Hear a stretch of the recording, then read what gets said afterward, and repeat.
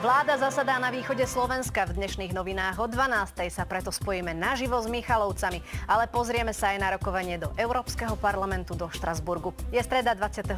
februára. Pekné poludne. Vláda rokuje na výjazdovom zasadnutí v Michalovciach. Ministrov vítali chliebom a soľou.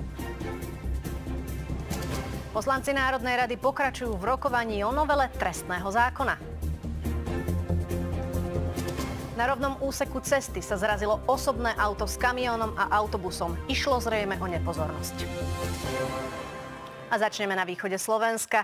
Vláda na dnešnom výjazdovom rokovaní v Michalovciach sa zaoberá sociálno-ekonomickou situáciou v okresoch Michalovce a Sobrance.